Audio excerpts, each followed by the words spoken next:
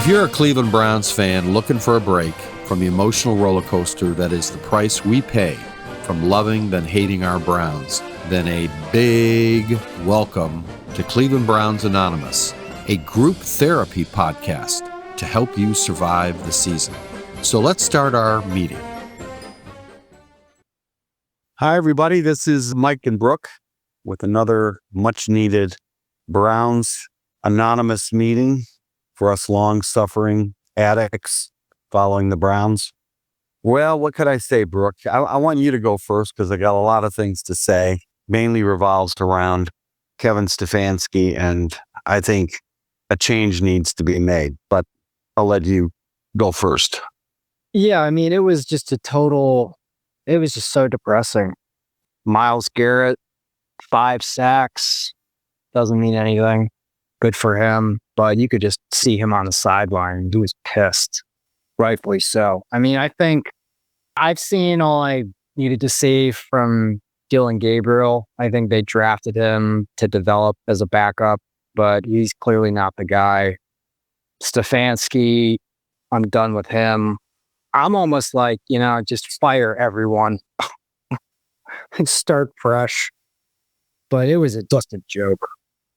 I think here's a few things that I want to bring up, and this is where, you and I both agree, Stefanski needs to go. I don't want to blow up some of the cliches that are just floating around out there in Browns Nation. You got, Uncle Riz and out there. He's had it too. But then you get a lot of the other people, the analysts on there, and they just keep talking about the fact that the Browns offense doesn't have any talent, which to me is sort of like chicken and the egg. I keep going back to the Vikings game. Vikings, the O-line was decimated. They're playing Carson Wentz, who's, I don't think, any better than Dylan Gabriel. Okay. Really, he's a backup. And he marches them right down the field with Kevin O'Connell calling the plays. And the Browns playing prevent defense and just let them march down the field.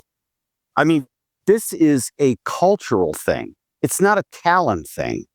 And this is where I think a lot of the analysts they just miss it. I said in the last podcast, Vince Lombardi inherited a 1-13 team. And within 1 year, they were over 500 with a 1-13 team.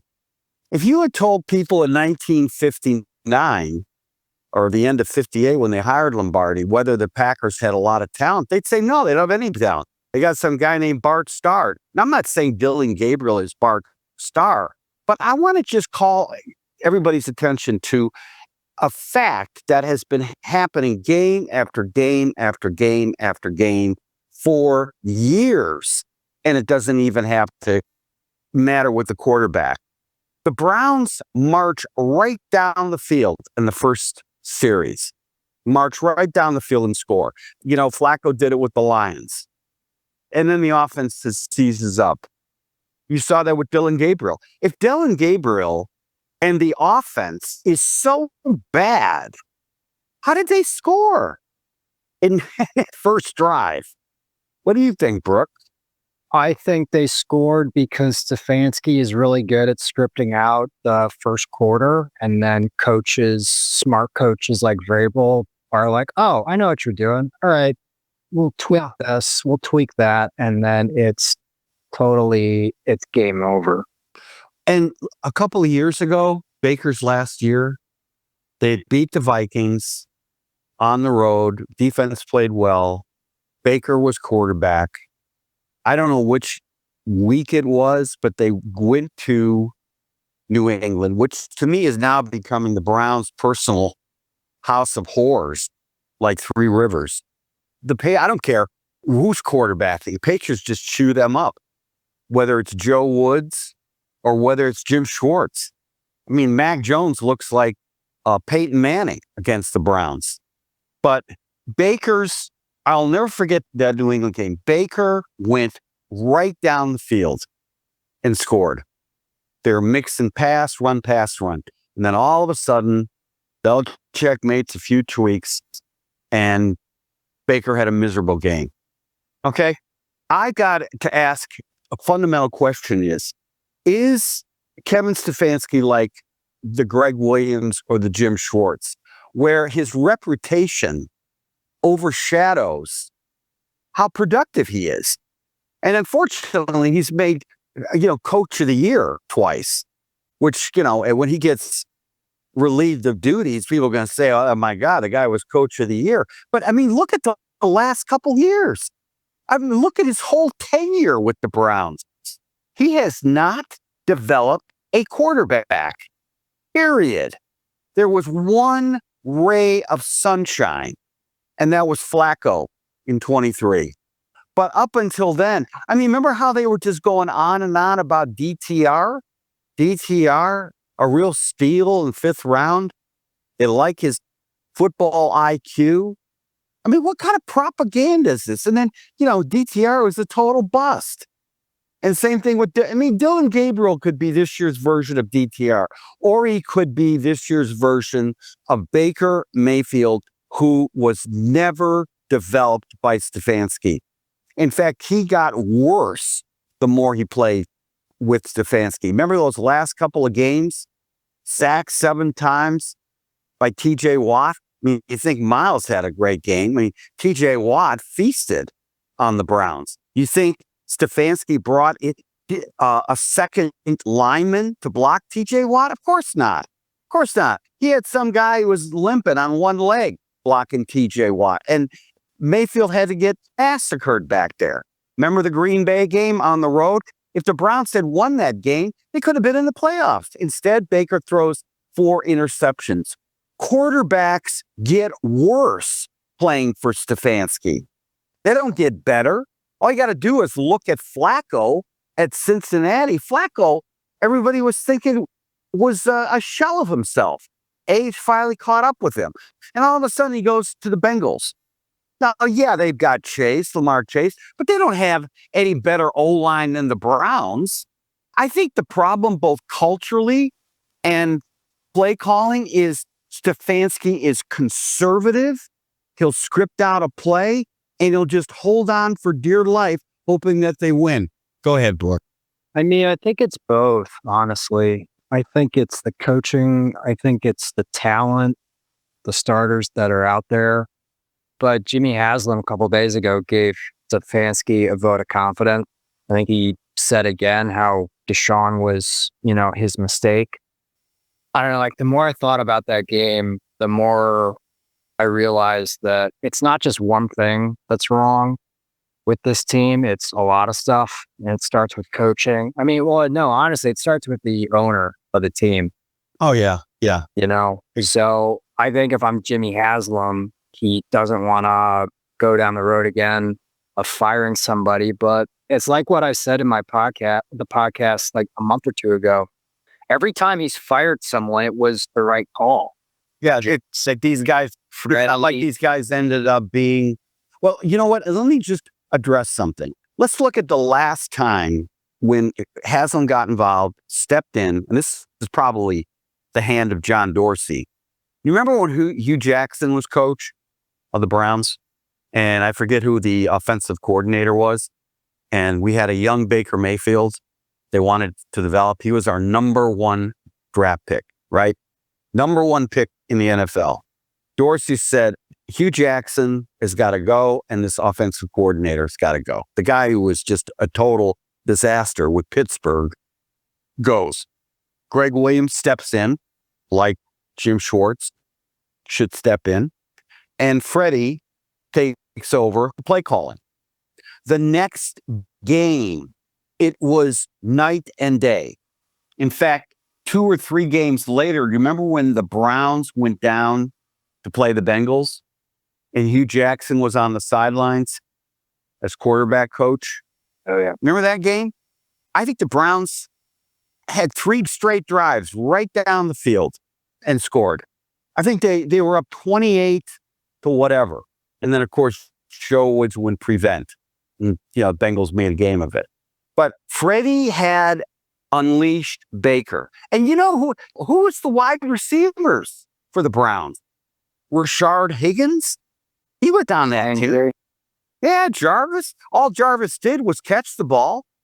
Jarvis is not a guy who's getting separation like Jamar Chase. Is it Jamar or Lamar? I keep making that. Jamar. Jamar. I mean, Jarvis catches the ball. Rashard Higgins catches the ball. They run precise routes. They're not all over the field. Freddie's mixing it up. Bootlegs with Baker. Moving pocket. Where was the moving pocket against the Payton? Where was anything different once they got through their little gimmicky plays? They didn't try the jet sweep again. They didn't move the pocket. They didn't have Dylan running with the ball, on a designed run. They never bothered to throw deep till near sometime in the second half. Look at the problem, everybody out there. Let me tell you, everybody who's listened to this, I am convinced the problem is not lack of talent. It's lack of coaching, period. You get the young guy who is the offensive coordinator in a straitjacket, Stefansky straitjacket. Who's the guy in the Browns? Young guy. Some young guy. Some young Freddy, right? Freddy 2. Put Jim Schwartz in there to calm the waters, to start kicking some ass. You start benching players that are dropping the ball. You have true accountability. I mean, if our defense is so good, really, the defense, they didn't look too good to me against Drake May. Yeah, Miles had 5 sacks, but you know who killed us on a 40-yard pass play?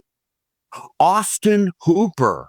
Well, I got to step in. Hold on. So the defense can't sustain the way it's been playing for 4 quarters straight, where the offense is 3 and out, 3 and out. After a while, the defense is just going to start to get super exhausted. So I think the defense is fine. I think it's a combination. Hold on. I think it's a combination of coaching and the talent. I don't think it's all. I think most of it is the coaching, but I think the players that we have traded for, like Jerry Jeudy, we've drafted in previous drafts on the offensive side, is just not, they're not very talented. Hey, Jeudy was an all-pro last year. And our offensive line, when Freddie and Greg Williams took over, that was 4 years ago, 5 years ago. So they were a lot younger. The offensive line has gotten, older. Guys are injured. So it's just a combination of a lot of stuff. All I know is the play calling is a disaster. Play calling? Not one. You know what? Throw the ball, please, to, again, I'm making a first name mistake, Thrash. Jamari Thrash. All this guy does is catch the ball. How do we know this guy has no talent? When he's on the field, he catches the ball. How do we know he's not another Jarvis Landry? Really, he got Njoku. He never got any targets.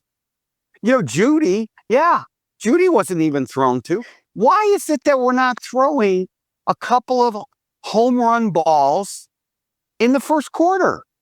It is beyond incompetent, the play calling. And I don't buy this. They don't have the talent. Because in the NFL, if you look at the talent from when Greg Williams took over versus the talent we have now, that team was way more talented. Okay, I want talent, again, chicken and the egg. In the NFL, the difference between playoff teams and bad teams is very, very small. These are elite players. When you make the NFL, they're not a college player, the Browns. But again, I'm using my Lombardi example. I'm using the example of coaches who come in and turn around a program. I don't know who is in charge of the Browns. That our Denver coach, Sean Payton, he's in charge, right? Bill Parcells was in charge. Bill Walsh of the 49ers was in charge. Andy Reid, he's in charge. Stefansky, where is he? Where is he on the sidelines? Could you imagine if we had the Detroit Lions head coach on the sidelines with the same talent. Jared Goff was supposedly washed up when they made that trade for Goff. All of a sudden, how come he's so good now? And the guys they drafted, I remember a couple years, 2 years ago, good friend of mine, Bill Lawrence, whose son-in-law is Jack, forget his last name. He's a linebacker, white guy on the Lions. They drafted him 2 years ago. Everybody they took, the experts said Lions had a terrible draft. And all of a sudden, these guys, look at the Lions secondary, Brook.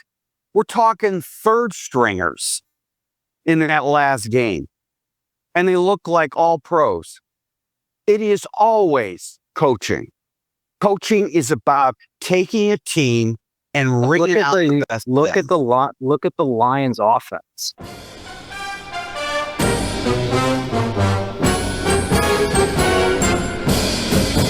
Hey, let's stop here. We got to pay some bills.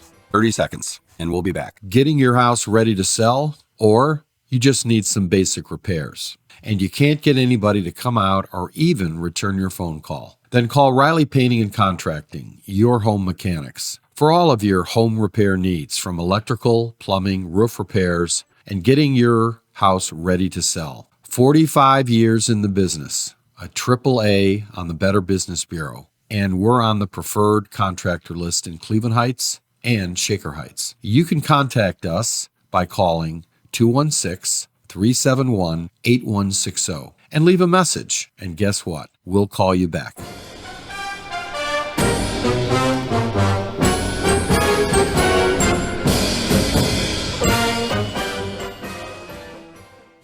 Yeah. They're talented out the ass on the offense. O-line, Jahmyr Gibbs, Amon St. Brown, Jamison Williams, Sam Laporta. I mean, these guys kick my ass every week on the fantasy.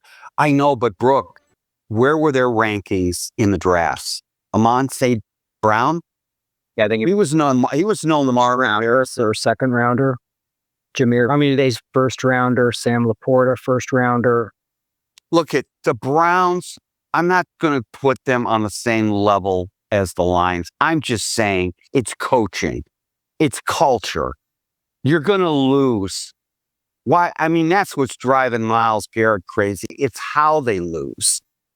And now they're talking about, why not put Shedeur in? What's the difference? You know what? He can miss. In fact, there was a film breakdown on YouTube. I forget what the analyst is. And he was saying that these players are open, but Gabriel is holding the ball too long. I mean, there were times against the Patriots when he had the time to throw, and he's getting nervous feet. He's just getting overwhelmed. It's time to pull the kid. I mean, put Shedeur in there. It's not that I don't think either one of them, but at least give Shedeur a chance. Then he can run for some first downs, right? I mean, he's used to playing without a good offensive line. He's got a great arm. Let him heave it down the field. But again, it's what do we have to lose, Brook? That's the thing. This team sucks. The coaching sucks. The coaching sucked last year. It's sucked for a while, Brook. We lucked out with Flacco. We caught fire. We made some field goals. We won some games we shouldn't have in 23. We even had a great team in 22, didn't we? Or 21? I mean, when did Stefansky get in there with Baker? 2021? When did we beat the Steelers? Oh, and by the way, when we beat the Steelers on the road in Pittsburgh, who was calling the plays? Wasn't Stefansky. It was Alex Van Pelt. It was pedal to the metal. They would not stop throwing the ball. They kept scoring. That was like watching the Lions. You get Stefansky in, it's playing not to lose. It's ball control. And look at all the games we lost. Look at the Kansas City game. playoff game with Baker. Browns should have moved down the field. Stefansky called a lousy game. Stefansky did not develop Baker. Stefansky did not teach Baker. Now he's not teaching Dylan Gabriel. Look, it's not going to be an overnight change promoting Stefansky, but it is the same change that will happen when Greg Williams took over from Hue Jackson. There has got to be a jolt to the system in the Browns organization. Go ahead, Brook. I know you're depressed. Yeah, I mean, I don't think this is that complicated. It's not that hard. You got 2 draft picks next year. Hire a new coach. Draft a quarterback. Draft one of these stud receivers from Ohio State. Sign some guys in free agency. I mean, hey, Brook, let me throw this out at you in terms of coaching. How do you think Sean Payton would have coached Deshaun Watson last year? well, he wouldn't, because he wouldn't have gotten rid of Baker. Okay. Here's what would have happened if Sean Payton was head coach. They would have signed Flacco as backup.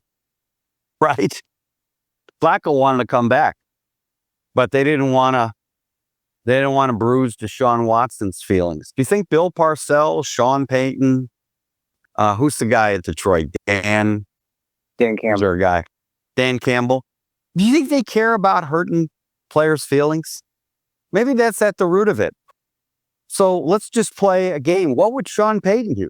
Sean Payton, do you think he would have let Bill Callahan go? You're under contract, man. You're not going down to help your son. You're staying here, right? That's the thing. The Browns are always accommodating these players. OBJ, you're not getting traded, right? But with Andrew Berry and Stefansky, I mean, they just roll over. They get rid of what's his face for a 5th rounder who could have been our backup. I don't know. There's no rhyme or reason, but I know Sean Payton would have squeaked. And who knows, the new coach who replaced Stefansky. Don't forget, we got one more year of Deshaun Watson, right? Ugh. Let me bring up, you want to feel real depressed? We got one more year of Deshaun Watson. So whoever comes in as that head coach has got to have some vinegar, has got to be a salty dog. I don't want any of these bright young coaches like Pat Shurmur, like what's his face in Miami, the guy who just canned in Titans, the guy who was the head coach a couple years ago with the LA Chargers, all these bright young guys. No, I want a Marine Corps drill sergeant, okay? Maybe like a Jim Schwartz who's been around the track, who's going to say, I got one more year, Deshaun Watson. Look, you either play right or you don't play. I've said this in an earlier podcast, Brook. Do you remember last year before Watson got hurt? He took over a team that had Joe Flacco, that had lit up 300-yard games, right? Over and over again with Joe Flacco. 300-yard games. Deshaun Watson comes in. He didn't even sniff a 200-yard game. He was so bad. But Stefansky kept playing him. Stefansky kept saying, I need to coach better. What's to say that the reincarnation of Vince Lombardi or the return of a Bill Parcells clone a la Sean Payton is not going to take apart and rebuild Deshaun Watson as a backup quarterback, or take a Shedeur Sanders or a Dylan Gabriel, and guess what? Create a Tony Romo. Remember, Parcells did that with Romo, right? Sean Payton developed Drew Brees. There's precedence here. That's why it all goes to coaching. You keep thinking, and you tell me if you agree with this. What is more important, great talent or great coaching? It's coaching. Right. That's what I said. I said it's coaching and it's talent, but coaching is more important. Coaching begets talent. And if you keep saying over and over again, I got to coach better. No, you got to stop saying that and you got to quit. And that's where Haslam and I don't know about Andrew Barry, and I don't know where Paul DePodesta is. The brain trust, really? He could pack his bags too. He hasn't done shit. Right. And bring him out in a press conference and simply say, hey, do you know how to hire a coach who will develop a quarterback? Stefansky's been there 6 years. He has not developed one quarterback. These quarterbacks, they take patience to develop. Sean McDermott and Josh Allen. That's the problem. So we don't have a quarterback whisperer. We had one a little bit with Freddy when he was offensive coordinator. Problem is, he wasn't head coach material. Head coaches manage culture. Then they manage the coaches. They develop the Freddys and the defensive coordinators. I mean, look at Dan Campbell. His OC goes to Chicago. They haven't missed a beat. No. His defensive coordinator takes another job. And meanwhile, the guy he brings up, it develops third stringers in his secondary, which has been decimated, into starters. Injuries are a fact of life on the O-line, everywhere. Everywhere. But if you don't have coaching, you're dead. And that's the problem we have. We got to change the coach. Final thoughts, Brook? Yeah, I mean, I said this before, but you use the Lions as an example and you're using the defense as an example. The difference is the Lions offense is a juggernaut and they have talent on that team and they're coached the right way. So that's why I think it's a bit of both. Maybe.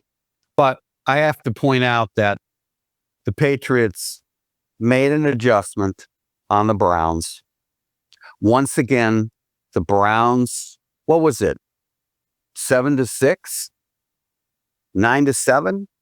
The start of the third quarter in the Patriots game. I watched that series. It took them 6 plays to get in the end zone. And they come out and they just roll right down the field. If the Browns don't get a pick six or turnover right now, if Stefansky is going to play conservative and predictable, Browns are one of the worst teams in the league. You know, that's the thing. The defense, they didn't play well. And you could blame it on the offense, and the offense was abysmal. But that's the play calling. And they should have brought in Shador. They should have let him. That's the problem. So I know we're kind of like keep going around the same circle, but for the good of the organization, Stefansky needs to go. Jim Schwartz needs to step in, and the young OC needs to become our next Freddy Kitchens. And Jim Schwartz needs to change the culture in the locker room. If we're going to lose, at least lose going out swinging. So that's my final thought. But we got to buy, Brook, so we can think about the Cavs and not about the Browns. All right? Thank God. All right, we'll end on that sad note. Okay, folks, all right, we'll pick it up after the bye. Thanks, Brook. Yep.